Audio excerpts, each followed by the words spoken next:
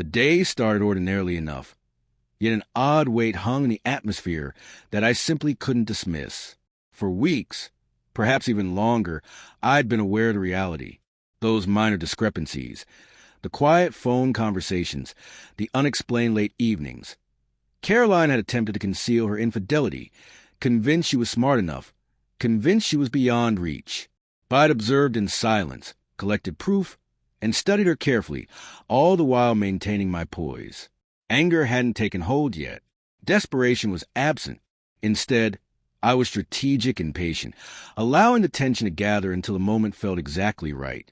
And now, seeing her enter the room full of confidence and obliviousness, I realized the time had arrived to teach her something she never saw coming. At last she posed a question I'd anticipated. Her tone carried a slight quiver of anxiety, bewilderment, and the smallest trace of optimism. "Why don't you want me any more?" she inquired, her gaze probing mine for the old affection, for pardon, for the comfort she thought remained. I still experienced emotions, but I was no longer the same person.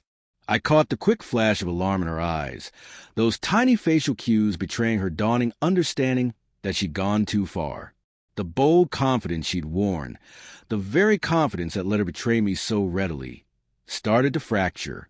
I understood right then that my composed, thoughtful reply would hit deeper than rage ever would. I smiled. It wasn't a smirk or a scowl, merely a gradual, serene, unbreakable smile that demonstrated a mastery I'd taken back.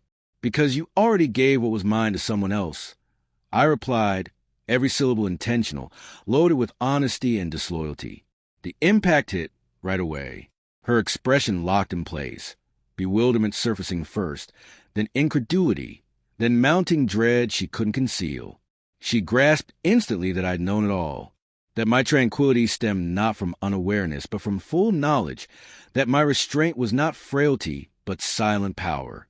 For a fleeting, frozen instant, she struggled to draw a breath, to form words, even to blink quickly enough to avoid the crushing truth that her judgment had been entirely wrong. Her following words emerged as a fractured murmur, hesitant and frantic. I didn't mean for it to happen," she uttered, her voice quivering while she hunted for justifications, attempting to turn back the clock, striving to repair the harm she'd inflicted.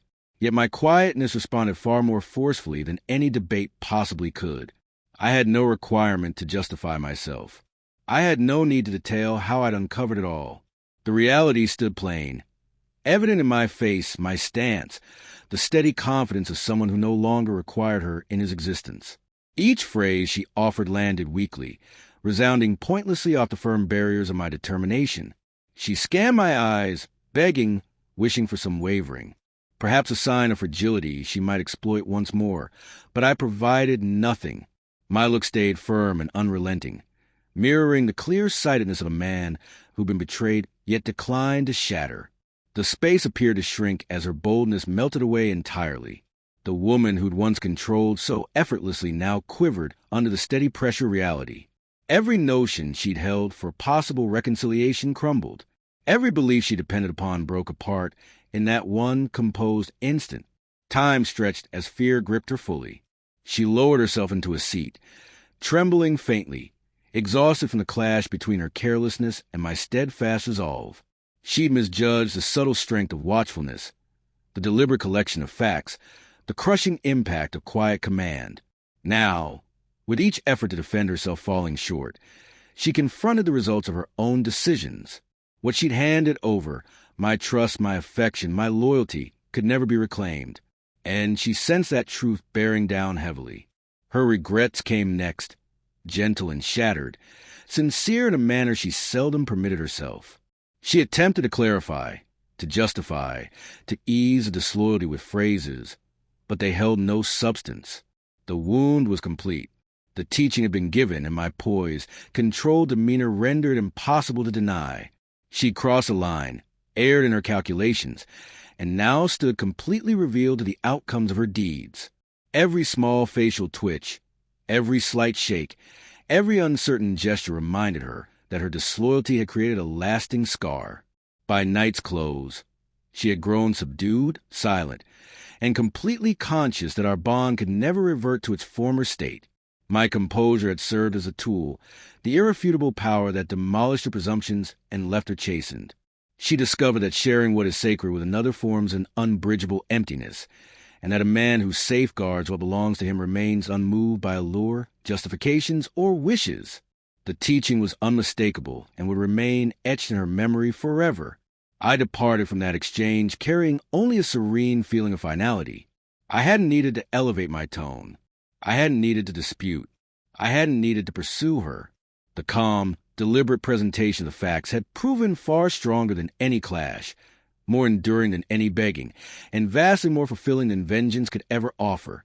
She had encountered the results of her actions, and I had maintained my honor and fortitude from start to finish. As the evening concluded, her existence hung like a trace of remorse, but I felt no urge to confront it. The point had been made. The teaching had been received, and my calm, steady reply had resonated more profoundly than any yelling, any battle, or any theatrical scene ever could. She had undervalued me, and she would never repeat that error. And in that certainty, I discovered a peaceful contentment that sustained me through the night and well into the future.